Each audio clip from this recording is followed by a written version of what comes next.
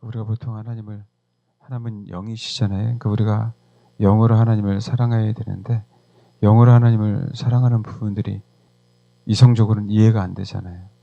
그래서 하나님이 우리 혼을 죽이시는 거예요. 우리 혼을 죽여야 이성적으로 하나님을, 감성적으로 하나님을, 그다음에 의지적으로 하나님을 사랑하지 않고 영으로 하나님을 사랑하는 법을 그냥 자연스럽게 습득하는 부분들이거든요. 우리가 혼으로 하나님을 사랑한다고 할 때 보통 우리가 나의 어떤 혼 안에서도 뛰어난 부분들이 있어요. 내 어떤 장점들이 있잖아요. 그런 부분들 하나님을 사랑하는 게 혼으로 사랑한다라고 많이 사실은 잘못 알고 있고 착각 속에 있거든요. 그러니까 예를 들면 이성적으로 내가 발달되어 있으면, 내 생각이 발달되어 있으면 정말 내가 그 생각이 긍정적으로 생각할 수 있고 또 긍정적으로 하나님을 바라볼 수 있잖아요. 그렇기 때문에 그 발달된 이성적으로 하나님을 사랑하는 것이 편해지거든요. 이렇게 편해지기 시작하면 이게 자연스러워지죠, 나의 혼은. 그게 이제 하나님을 사랑한다고 생각하는 거예요. 그런데 거의 대부분 이성적인 사람들은 그 감성적인 부분들에 대해서 많이 약하고 그다음에 치유되지 않는 영역들이 많이 있거든요.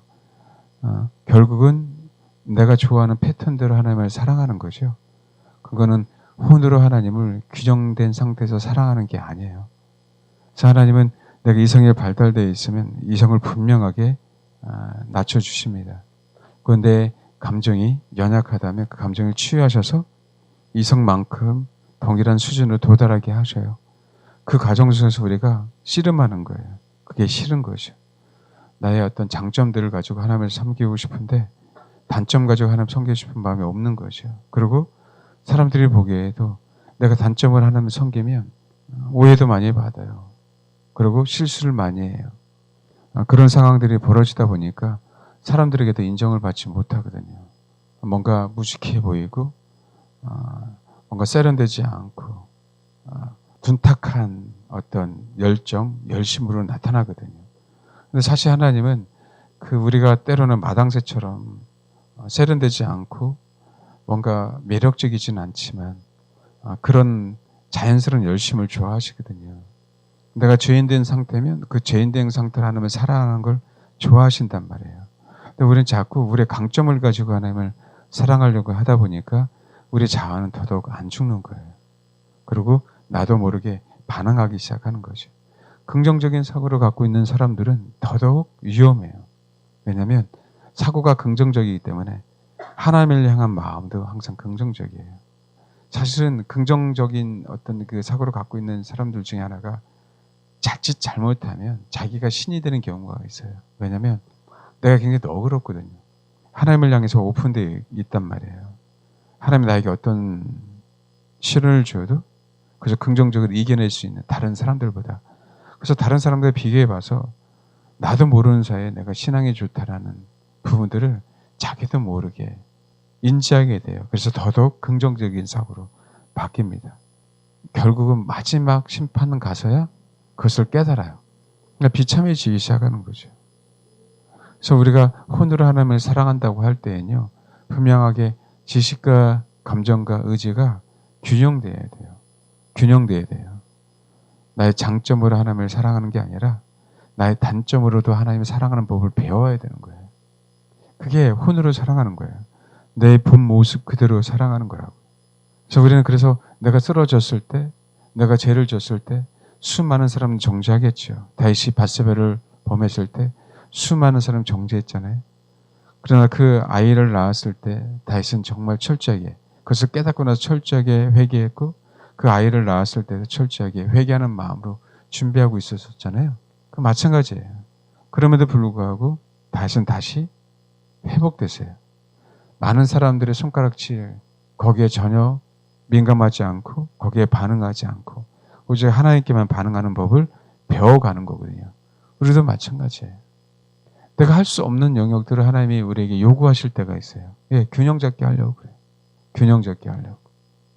분명히 내가 하면 음식을 하면 맛이 없을 텐데 이번 주에 누가 식사 당번이라고 얘기하면 분명히 짜다고 할 텐데 싱겁다고 할 텐데 맵다고 할 텐데 오늘 왜 이렇게 저번 주는 맛있었는데 오늘 왜 이렇게 맛이 없어요? 이런 얘기가 들을 수 있을 텐데 주님은 시키는 거죠. 왜요? 사람들의 반응에 개의치 않고 우리가 부족하면 부족한 대로 하나님 우리에게 정말 너는 내 말에 순종하는가를 보시는 거예요. 그게 충성이거든요. 잘해서 충성하는 게 아니에요. 잘해서 충성하는 건 내가 잘났기 때문에 하나님의 일을 할 수 있다는 거거든요. 하나님이 전쟁터에 나가서 사람들을 사용하는 거 봤어요? 거의 하나님이 일하시지. 성경을 봤을 때. 그렇지 않나요? 하나님이 앞서가셔서 다 작업해 놓으시잖아요. 그러고 나서 하나님이 사실은 우리를 작은 도구로 사용하는 것 뿐이지. 이해하십니까? 다윗의 용사라고 얘기하는 부분들은 그럼 뭐가 되냐? 철저하게 그 부분들을 뛰어넘어간 사람들이에요. 온전하게 다윗에게 속했다는 거예요. 온전하게 주님에게 속한 법을 배운 사람들이라고 얘기하는 거예요. 그러니까 그 사람들은 뭐예요? 자기 능력을 과시할 이유가 없어요. 하나님께서 나에게 허락하신 그냥 그 사명이기 때문에. 내가 은사가 많다고 나도 모르게 과시하게 되거든요.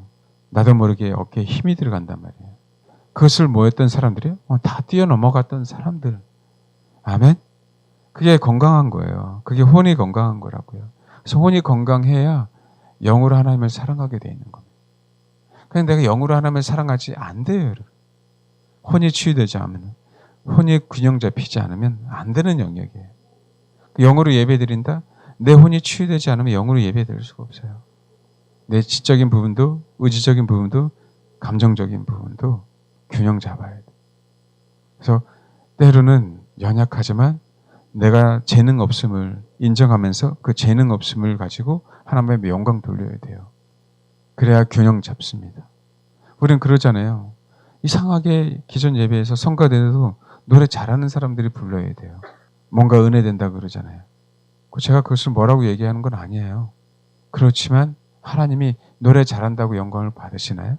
그건 아니잖아요. 그렇죠. 사실은 노래 못하는 사람들도 그것에 대해서 열정이 있다면 사실은 참여할 수 있어요. 들을 수 있는 거예요. 그 중심이 그렇다면. 근데 그런 우리 사람들이 용납이 안 되는 거죠. 하나님은 용납이 되는데 우리들이 용납이 안 되는 거예요. 앞에 가서 찬양한다면 거부는 하겠죠. 근데 그런 거 있잖아요. 노랫소리는 듣기 싫은데 뭔가 진실이 묻어날 때가 있단 말이에요. 하나님은 그것을 건강하다라고 얘기하는 거예요. 아멘? 실력의 문제가 아니라는 거죠. 하나님 앞에서 내가 어떤 항상 말씀드린 자세와 태도를 가지고 주를 섬기느냐. 그게 혼이 건강한 거거든요. 그러니까 혼이 건강하다라고 얘기할 땐 그분이 받으시면 건강한 거예요. 우리가 받는 기준, 우리가 듣는 기준, 우리가 보는 기준이 아닌. 그래서 하나님이 우리의 지식을 무너뜨리는 거예요. 우리의 이론을 무너뜨리는 거예요. 우리가 어떤 것을 체험하고 느끼는 것들을 무너뜨리는 거예요. 네가 할 수 있어? 그것을 무너뜨리는 거예요. 그래서 환경을 사용하셔서 그럼에도 불구하고 너의 연약함이 분명히 드러났지 그럼에도 불구하고 네가 나를 사랑하니? 라고 말씀하시는 거죠. 알겠습니까? 그래서 혼으로 주를 추구한다고 얘기할 땐 어떤 하나의 지적인 부분을 얘기하는 게 아니에요. 어떤 감정적인 부분을 얘기하는 게 아니에요. 어떤 의지적인 부분을 얘기하는 게 아니에요. 균형 잡아야 돼요. 그런데 우리가 교회 안에서는요, 은사를 그렇게 나눠놨기 때문에 문제예요. 직분자들도 그렇게 나눠놨어요. 어느 한 분야를 잘하면 거기에 사역자를 만들잖아요. 그래서 건강하지 않는 거예요. 그래서 시간이 가면 그 조직에 문제가 생기는 거예요. 왜요?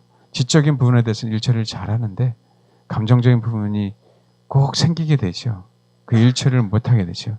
그래서 교회가 시끄러워지기 시작하는 겁니다. 아니에요. 혼은 균형을 잡아야 주님 분명하게 그 영혼을 사용하시는 거예요. 알겠습니까? 그게 사도 바울이고 그게 다윗이고 그래 항상 누차 말씀드렸지만 내가 죄인 중에 계수지만 너희는 그리스도를 본받으려면 나를 본받아라고 얘기할 수 있는 사람이 되는 거예요. 하늘과 땅 차이잖아요. 그럼에도 불구하고 어디에 매이지도 않아요. 그럼에도 불구하고 자유함이 있어요. 혼 안에. 그 혼 안은 분명히 복합적입니다. 이것은 사실 지적이나 감정적이나 의지적인 부분들은 나눌 수 있는 영역들은 아니에요. 설명하기 쉽게 이런 표현을 하는 부분들이지. 왜냐하면 지성적이면서도 감정이 섞여 있어요. 사람은 정확하게 명백하게 지적이다라고 얘기할 수 없어요. 왜? 우리는 한 덩어리이기 때문에. 그래서 분명하게 지적인 부분, 감정적인 부분, 의지적인 부분들이 온전해져야 돼요. 주님은 그것을 우리에게 말씀하셨고 그렇게 할 수 있다고 하는 것이요. 누구를 바라볼 때? 주를 바라볼 때. 그래서 제가 누차 말씀드리잖아요. 그분이 완벽하시기에 우리가 그분의 완벽함을 추구할 때 하나님 우리를 당신처럼 만들기 위해서 우리를 환경이나 사람이나 어떤 괴로움이나 병이나 여러 가지 법적인 문제들이나 그 상황들을 만드셔서 우리를 온전하게 하시는 부분들이에요. 그것들을 싫어하게 되면 우리는 균형 잡을 수 없습니다. 그래서 제가 가끔 말씀드리죠. 어떤 상황들이 벌어졌을 때 내가 만들지 않은 상황이라면 할 수만 있다면 아멘 해라. 왜요? 주님이 나에게 그런 상황을 만들어 주신 이유가 있으니까. 아멘? 일단 아멘 하고 그것이 하나님에게서 나왔는지 사단이 나에게 주신 미혹인지에 대한 부분들을 두 번째 분별해야 돼요.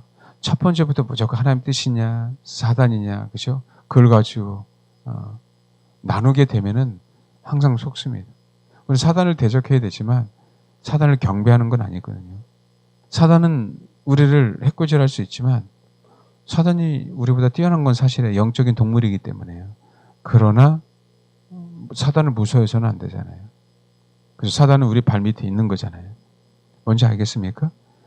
그래서 아버지의 뜻이냐 사단의 뜻이냐 이전에 내가 아멘하는 수용하는 자세를 가지면 사단은 떠나갑니다.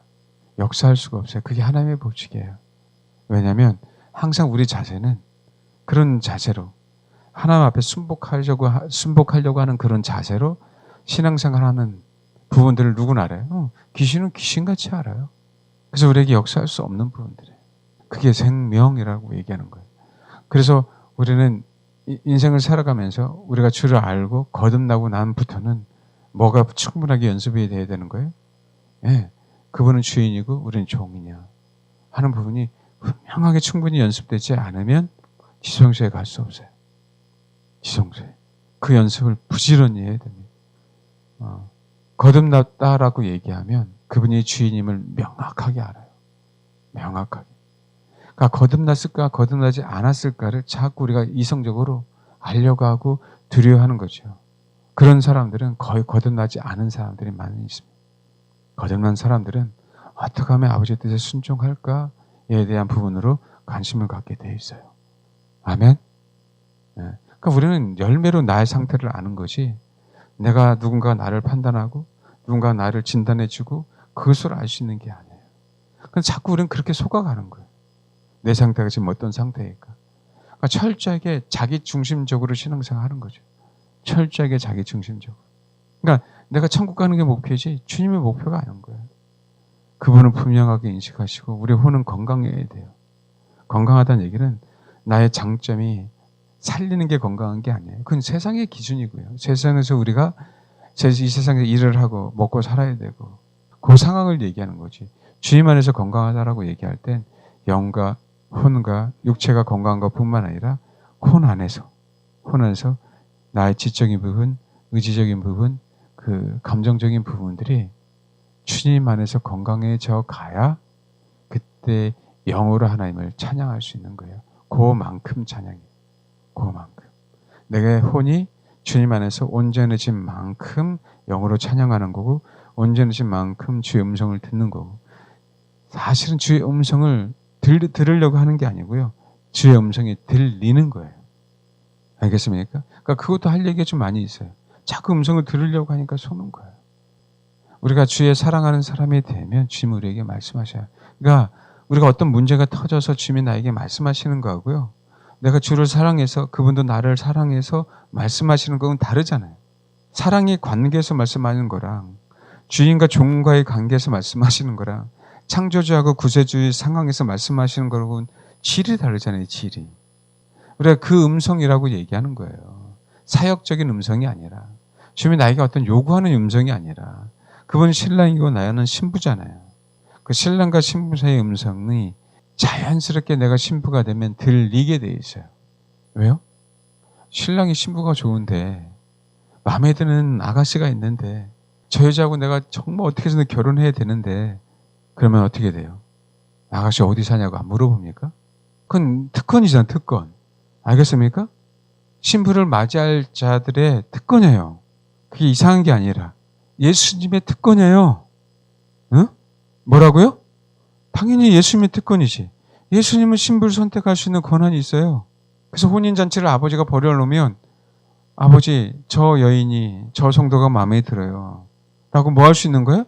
선택할 수 있는 게 주님이죠. 그래야 안 그래요? 그래야 안 그래요? 그래서 들리는 거예요. 음성으로만 들리는 게 아니라 그냥 아는 거예요. 그러니까 들으려고 할 때도 자꾸 음성으로만 들으려고 하니까 그것도 문제가 되지. 또 환경으로 사인으로만 보려고 하니까 그것도 문제가 되지. 그러니까 우리는 그게 중요한 게 아니에요. 신부만 되면 환경이든 음성이든 상황이든 알아요. 그게 음성이에요. 그게. 아시겠죠? 그러니까 자연스럽게 들리는 부분들이니까 우리는 주를 추구하는 연습을 하셔라. 주님만을 바라보는 연습을 꼭 하셔라. 그거 외에는 해답이 없어요. 막연한 것 같잖아요. 시간도 오래 걸릴 것 같고 시간이 오래 걸리더라도 이게 첫 출발입니다. 이게 첫 출발이에요. 그러니까 여러분 항상 말씀드렸지만 우리는 주님 오실 그날까지 지금 환경이 얼마나 어렵습니까? 그럼에도 불구하고 그분만을 바라보는 거예요. 아멘? 그럼에도 불구하고 아시겠죠? 그 상황 속에서요. 어쨌든 어떤 상황이 벌어지든 주님만을 바라보시기 바랍니다. 아멘?